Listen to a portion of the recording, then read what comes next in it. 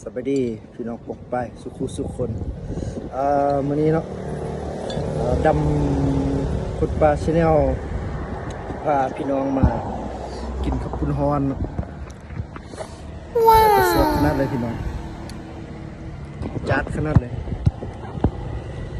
มากินกันพี่น้องสิได้เนาะบ่าวดำชาแนลบ่ได้ทายให้เบิ่งตะปุ่งมาทายเป็นกินเลยกินกันเลยพี่น้องขับใหญ่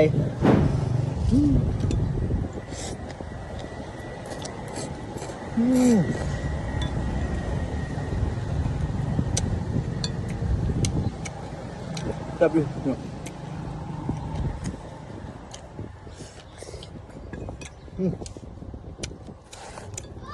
ปลาเลยครับปลาตัวใหญ่เลยว้าวทำกันเลยบอกไล่ไงห้างกินเลยนะ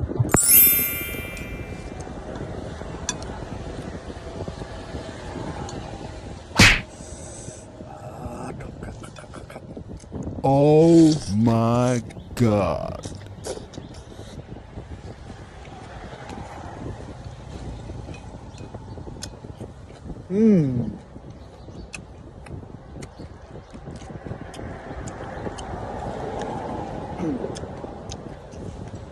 เรากินข้าวปุ้นฮ้อนนี่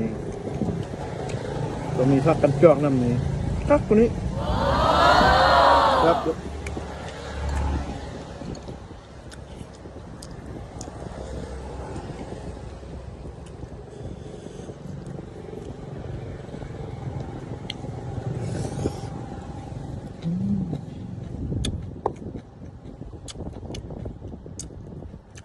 ขอโทษขออภัยเด้อเสียงรถเสียงรอ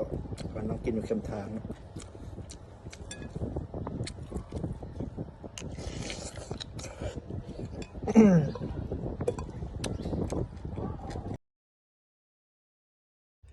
ฝากกดไลค์กดแชร์เด้อ